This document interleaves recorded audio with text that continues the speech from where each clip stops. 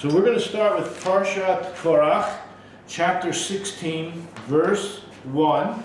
The first sentence just tells a whole story, right? Korach, son of Itzchar, son of Kahat, son of Levi.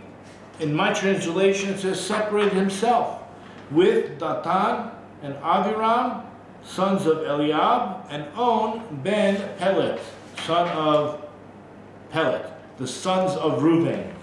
So the Kliyakar begins by explaining that this kicha, the taking, because it says Korach took, this kicha comes with many different explanations. Why? Why would you have more than one? What does it mean he took?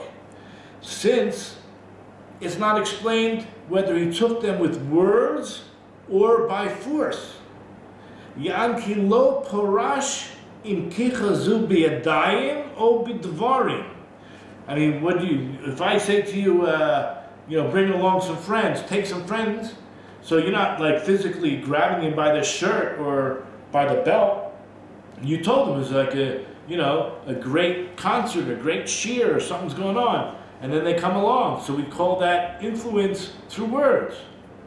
And the example that Rashi brings down, the Kliyakar brings down by chapter 8, verse 6, when God tells Moses to take the Levites from among the children of Israel. How should you take them?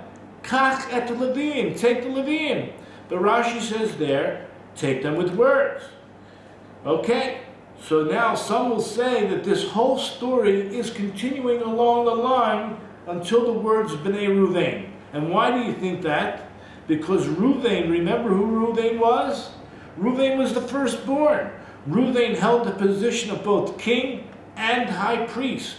It was only after he sinned, Shimon and Levi sinned, the kingship was granted to Yehuda. And because Levi did tshuva, first of all, because they were involved in the slaughtering of an entire town or village or countryside of the people of Shechem, and him and Shimon were not, well, they were on the good side of their father Yaakov, so they also lost it, but because they were not involved in the sin of the golden calf, okay, so they did good.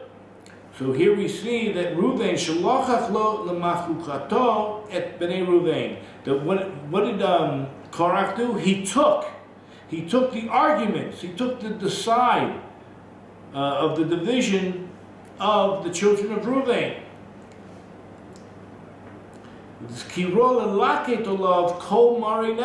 What did Korach want to do? He took with him, he collected with him all the depressed, deplorable, unhappy people. The Yoda Kinavshin Mora. He knew that they were depressed. Ala Bechora Sheniklecha Ruvain, because of the firstborn status that was removed, that was taken away from Ruvain. Afal Pishi Yaakov not Moshe, even though the truth is, it was Yaakov, not Moses. You can check that out in Genesis 49, verses 3 and 4. It does mention over there that Reuven is or was the firstborn, but it was removed from him. I'm sorry, I skipped something. Even though it was Yaakov and not Moses, nevertheless, people have in their minds, I guess these politicians that they're around forever, they always think that if they have a position of authority, they'll always have it, and if they lose it, they'll get it back. Like Hillary Clinton. I think she's still trying to run for some office. The idea that all authority returns to its owners. So Reuven thought, see, it's not original, Reuven thought that he should get the Bechor back, the firstborn rights, status. V'yaskimu in Korach.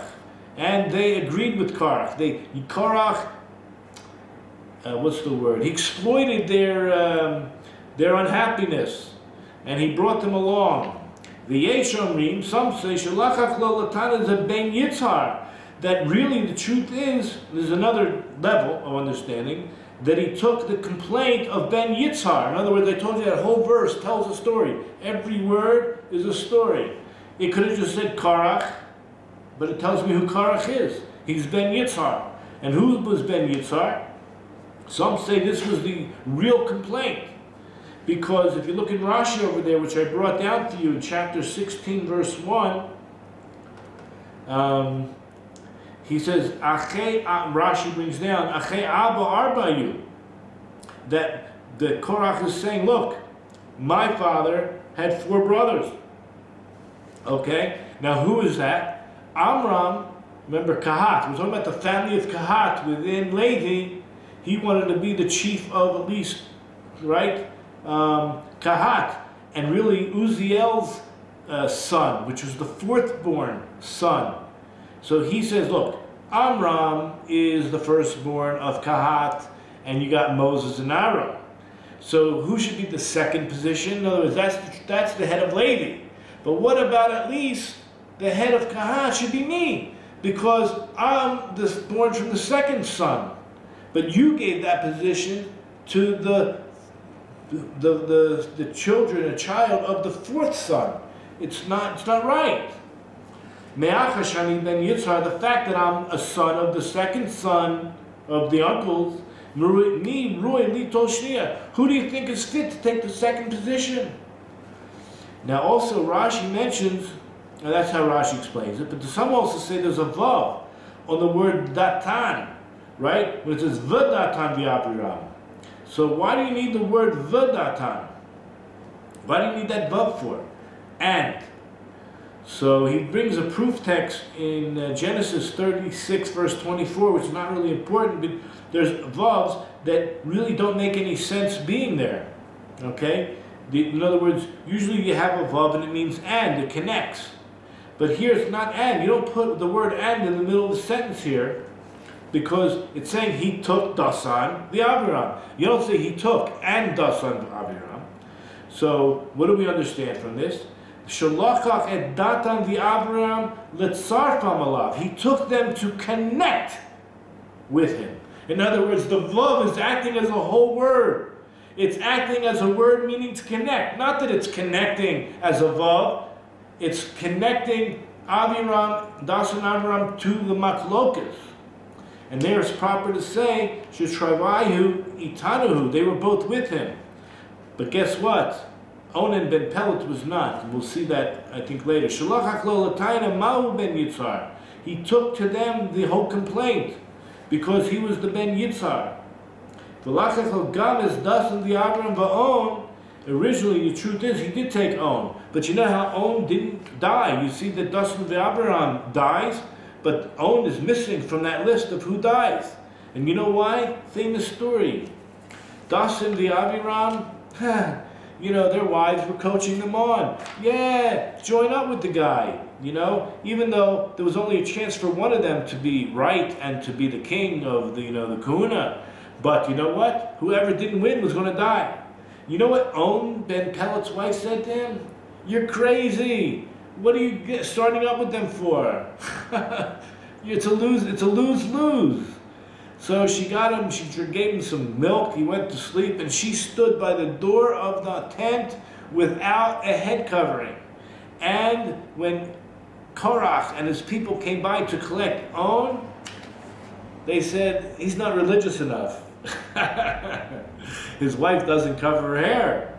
So they passed him up, which saved his life. Now the truth is, a woman, a married woman, is allowed to uncover her hair inside of her house. So she sat by the door. She was in her house.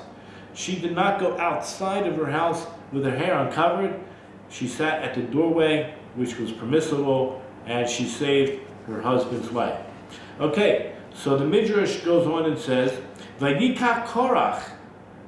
Korach took, but it asked, what did he take? So this is famous story. It says that he took a talus. A talus is the garment that has the tzitzit. He took a garment that was full of the color of techelet. This color, I don't know what color it is, blue-greenish. Okay, but he doesn't quote the whole medrash, but I think I have it in Rashi on your pages. And he asks furthermore also, besides, he took the talus that was all of the word of the color techeles, and he asked Moses, does a garment like this need to have the fringes? The whole thing does the job. And then he asked, a house full of books, and we don't mean books like today, we mean scrolls. If a house is full of Torah scrolls, is it obligated to have a mezuzah? A mezuzah, what's the mezuzah for? What do you need? It's a little piece that has, right, the Shema Yisrael. Well, every one of these books has the Shema Yisrael, right? You have a room full of scrolls. What do I need a little piece on the doorway for?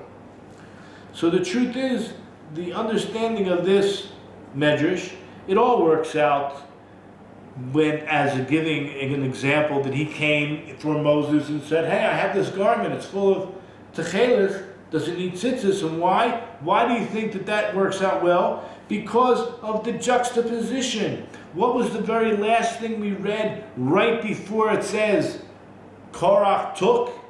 What did he take? He took a talus. Look in last week's Parsha. Look at the last paragraph. It's about the tzitzis. That he took the talus and he wanted to know, does it need tzitzis? So that works out well, that it says Korach took.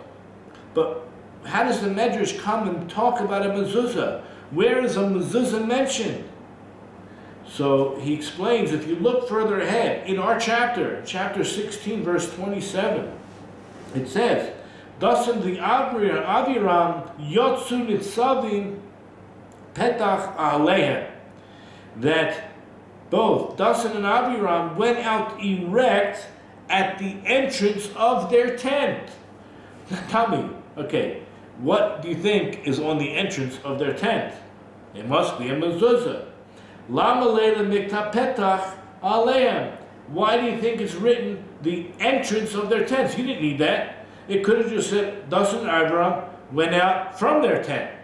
But it says they went out, they went out standing erect at the entrance of their tents. So what does the word erect in this sense mean? Nitzavim. It's lecharev ulegadef, that they came out blaspheming and cursing and swearing, okay, at the mezuzah that was at the entrance of their tent.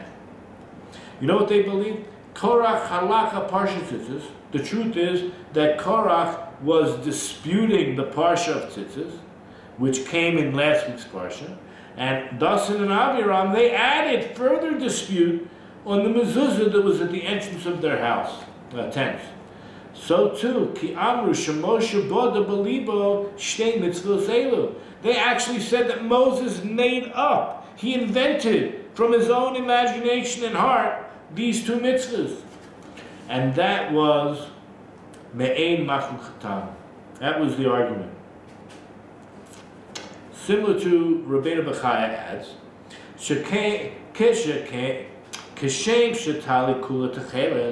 just like when you have a talus that is all of the color techeles. Hezbera notenet, logic dictates, shepatura mitzitzis, that you would not need tzitzis. So too, the logic dictates, when you have a house full of books, it's patur from mezuzah. You wouldn't need the mezuzah on your door. So too, this is argument. So too, when you have a congregation and everyone is holy, you don't need a leader. What's the leader do? Right? If you ever go on a tour in Israel, you have a little flag, the guy is your tour guide, he's leading you on. You need a leader, because you don't know, you're not tour guide. If you were all tour guides, you wouldn't need a leader, but you need a leader, so because you're not all the same. But if we're all the same, what do we need a leader for? Ready for this? The prime reason for these two mitzvahs is liyot la'adam k'maskirim as mitzvahs Hashem. Both of them are in order to remind a person about the mitzvahs of God. Like if you look in Parsha Tzitzis, in Numbers 15:39, it says, Uritem otam, you will see them, uskartem, and you remember the Lord your God. You remember all the mitzvahs. So too the mezuzah. What's the mezuzah there for? Kadeshi Yizkras Hashem, in order to remember Hashem, and you're going in, you're going out. As you walk out your door, you see the mezuzah. Kadeshi Yizkras Hashem b'voa b'beitzeso. But if the whole congregation is holy, you don't need anything to cause you to remember. Why? Because everyone remembers all the time.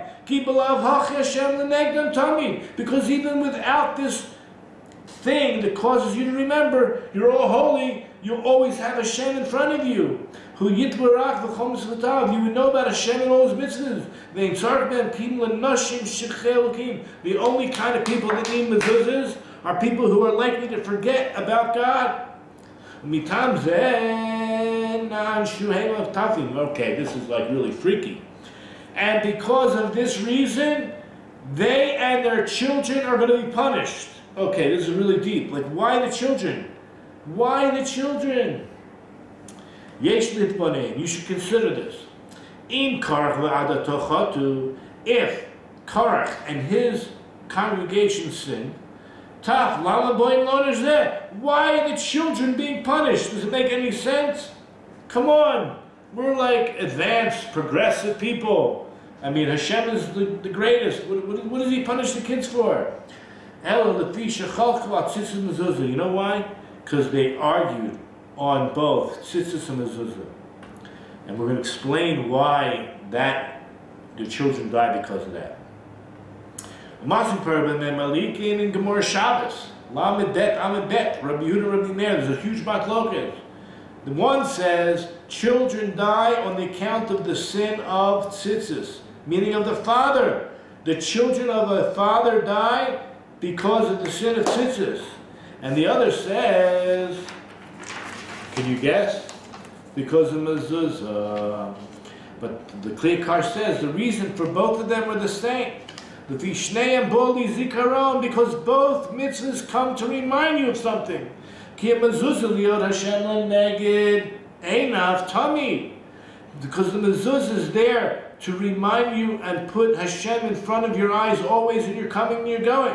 And the tzitzis, what are they for? The zikron and mitzvahs, to remind you about the mitzvahs. Look in Hosea, that's Prophet Hosea, chapter 4, verse 6. V'tishkach Torah Elokecha, and you will forget the Torah of your God. Eshkach banecha gamani. God, this is God's word in the prophets. You go ahead and forget the Torah of your God. I'm going to forget also about your children. That through forgetting about your good acts, todos means the produce of your masim tovim. Think about the word todos, means not just produce, it means progeny as well. The produce of your masim tovim, I will cause also to forget your produce. You forget about the masim tovim, the good acts that you're supposed to do, which are the mitzvahs. I, God, will forget about your fruit. And who's your fruit? Your produce, your progeny. And another idea is the banim anaf mimenu. Their children are your branches. They branch off from you. You know what a family tree looks like? People have family trees in their living room. It's not like a tree. It's a picture. It's a graph of some sort. Just like the tzitzis come out like branches from the garment, so too your children are your branches, meaning they are your produce. Now what I decided to do, because I know this is quite controversial, what I decided to do is take that Gemara that discusses Rabbi Meir, Rabbi Yehuda, over the death of children, because it's a very serious discussion. And I didn't make copies of it for you because it was a late thing in the afternoon. I got so involved, I even forgot to print off my source sheets. Okay, so the Gemara in Gemara Shabbos, Lamed Bet, Amed Bet, says, Pligi Bo. There was an argument. Rabbi Meir or Rabbi Yehuda? Rabbi Meir and Rabbi Yehuda argued. One says that the avon, the sin of negating the mitzvah mezuzah, that's why children die.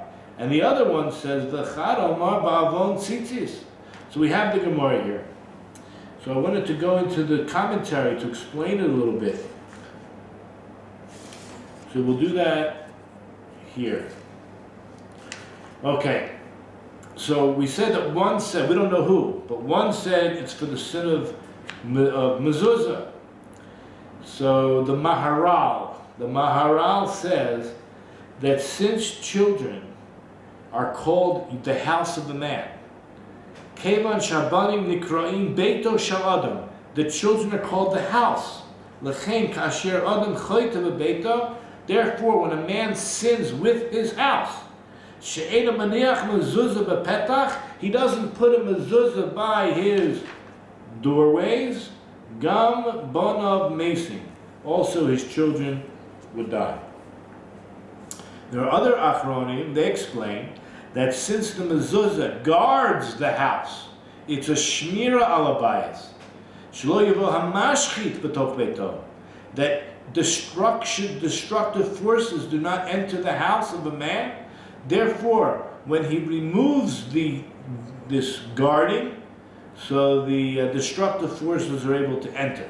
Okay, so the Ben Yehuda, he mentions that because the mashkof, which is the top part of the doorway, that hints to the father, who's on the top and is supernal, and the saf, which is the tread that you walk over in the doorway, that refers to the wife, the mother, and because we're talking kabbalistically or sexually speaking, she's on the bottom and you're on top, and the mezuzah represents the sons, the children, because they're on the side. Therefore, if one does not fulfill the mitzvah of mezuzah, it hints to the idea of the children who die. Now he adds to this, and he mentions a verse in Deuteronomy chapter 11, verse 20. Al mezuzos beisecha. The word mezuzot, mem zayin vav tet. It's the same word, it's almost scary, as zuz mavis. That the word mezuzah, the same letters, if you just turn them around a little bit, means zazu mavis, means that you're moving death. Death is being moved. Sheba'akvut kiyu mitzvahs mezuzah, that on account, if someone doesn't fulfill the mitzvah of mezuzah, that God forbid their children might die. Okay. Then he brings down the Even Shlomo, and he brings down in the name of the Ramban that the mitzvah mezuzah and similarly to tefillin, we do them in order to remember leaving Egypt, because HaKadosh Baruch Hu, B'glal HaKadosh Baruch Hu, lo sa'ot mofes, God did not create miracles for every generation. It's not every generation that we are merit to have miracles for us. Okay, so because let me just read in Hebrew. Because HaKadosh Baruch Hu lo se'ot mofet b'kol dor le'enei kol roshei v'koifer. Because in many generations we have evil people and deniers, and we just make a big joke. That's why God commanded us to constantly remind ourselves about the miracles, and we should see them with our own eyes by looking at the mezuzah and by looking at the tzitzis. And we should be teaching this to our children. We have an obligation to teach this, that God loves us and create all these miracles for us, to our children, when they don't see the miracles every day. But we have, by the mezuzahs and the tzitzis, they remind us. And not only should they be teaching them to their own children, but then to their children's children, and to their children forever, until the last generation that will exist.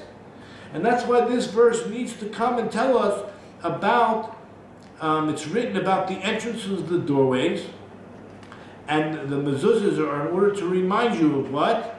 That you should have it in your mouth. You should have the Torah. When I say Torah, I'm talking about the stories of the miracles that God did for us in our mouth, both morning and evening. And the chen kol chayotz bizeh, all the mitzvahs. There's so many mitzvahs that say b'yatziat Mitzrayim, that God took us out of Egypt. Do this mitzvah in order to remember that God took you out of Egypt. Since the mezuzah is the remembrance, and the children of a man are his remembrance, Who's going to remember you after you die? Only your children. Okay? So therefore, it's understood that when a man sins by not doing this mitzvah that has to do with remembrance, so the punishment is measure for measure that he loses that remembrance, meaning he'll lose his children. Okay, so that we did mezuzah. What about tzitzis? Okay, guys, is this interesting or what? Now, why tzitzis? So the Maharal mentions, I think we already said this, but I'm going to read it again. Just like tzitzis, they are branches that come out from the cloth that is on your body. So too, children are the branches that come out from your body. Okay, the Ben Yehuda, which is the Kabbalist, the Ben Ish Chai, he says, according to what's written in the Rosh, that the tzitzis, they're made from 8 strings. There's 8 strings that are, there's 4 strings that are put in, and then they come out the other side. So there's 8 strings that are hanging there, and there's 5 knots. The kol kanaf in each one. So one say, what do we have so far? We have 13. So 8 and 5 is 13. 13 is echad. Echad means 1. It's also ahava, love. Echad. Aleph, chet, dalet. So you have echad. And what's 4? There's 4 corners. So you have 4 corners. The 13 times 4 is 52. And what's 52? Nun bet. Ben. Ben. What's Ben? It means your son. It means your child. So what do you have here? We have a strong connection between tzitzis and children. As if to say, Sha'ayidei mitzvah tzitzis, that through fulfilling the mitzvah tzitzis, Nikar Sheish Yisrael Din Bani L'Kadosh Baruch Hu, that when we put on tzitzis, we're recognizing we are the children of God. We are the children of God. Therefore, when we don't do the mitzvah of tzitzis, we are pushing like this in God's face. Because when we're fulfilling the mitzvah tzitzis, we're showing God that we're His children. And then when we don't do it, God forbid our children die. Okay, the next one is a little bit more complicated. I think I should save this for another time. Unless you guys want to bear with me. You have time? Does everyone have time? Okay, so I'll go through it. Because it's a bit of a paragraph. Further clarification for why children die specifically when they are young. Oh, I want to tell you one thing. There's also a whole other lesson why people die for other people's sins. In other words, it's actually a Jewish concept that people do die for other people's sins. Even though the Torah says a person will not die for anybody else's sins, there is such, it's just not a, what's the word? It's not a pillar of our belief. It's not something that will get you to heaven. It has nothing to do with that. Okay, so going back to this idea. Furthermore, why do children die, specifically when they're young, for these mitzvahs? So there's a book called Tana de Beliyahu, and in Numbers 16, verse 33, it says, "V'imatzo ish mikoshesh eitzim b'yom haShabbat." So they found a man collecting wood on the Shabbos day. So God says to Moses, "Mipnei ma chilu zeh et haShabbat." They didn't know the punishment. Moses knew. They knew that this was a sin, but they didn't know what the punishment was. Amar Moshe lefanav. So God says, Moses says to God, "Ribbono shel olam, eini yodea." I don't know. I don't know what to do. Amar leKadosh Baruch Hu, "Ani amar lecha, ki b'chol sheish yemei hachol." This is what God's response was. I'm telling you that all 6 days, Israel wears tefillin on their heads and on their arms, and people see them, the chayzer mimasav, and they go back to doing their work. Or I'm sorry, they chayzer mimasav. They repent. They see and remember about God. They remember God because they see the tefillin. But now today is Shabbat, ain't no tefillin barosha. You're not wearing your tefillin, or right? We don't wear tefillin on Shabbat. Bezro lechein chilul at the Shabbat, and since nobody's wearing tefillin, so the person went ahead and desecrated the Shabbat. So at that moment, God said to Moses, Moshe, say uborolem, go out and clarify to them. Mitzvah achashu notnim nohagim bo b'shabbatot b'yomim tovim. Go and instruct them about a mitzvah that they can do on Shabbat and on Yom Tov. And which mitzvah is this? Tzitzit. Mevor shemitzvah tzitzit natan Yisrael b'teishu lehem l'mizkeret l'yehudit shalehem l'yahadut shalehem. And why should they have the tzitzis? To remember their religion, to remember their Jewishness, their religion. V'zakaron bein b'laylo bein. I skipped something. V'zakaron b'mitzvah tzitzis adifa ala zikron shel mitzvah tefillin. And the mitzvah of tzitzis is going to be greater than the mitzvah of tefillin, because tzitzis you can wear during the day and the night, even on Shabbos and Yom Tov, whether on a weekday or not. However, we don't wear tefillin at night, and we don't wear on Shabbos. We don't wear on Yom Tov. However, there is a further sign about the religion of man, and what is that? The payos, that we So what does that do?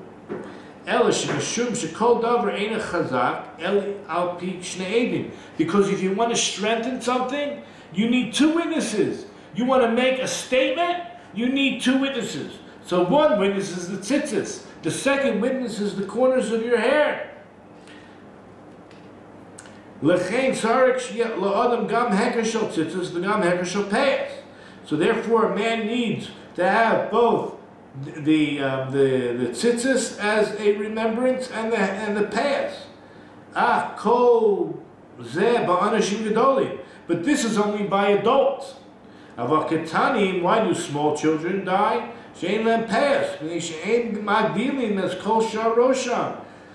they don't have, until 3, their hair's not cut. So the whole head is full of hair. You don't have payas. Gam tzitzis edom levushim, and also because they're not diaper trained. You don't put tzitzis until they're trained to wear diapers. Therefore, for a man who's not fulfilling the mitzvah tzitzis, that would have a proper recognition, a sign that he's Jewish, so therefore his children will die while they're still young, at the time they still did not yet have their own signs of Yahadut, of being part of the Jewish religion.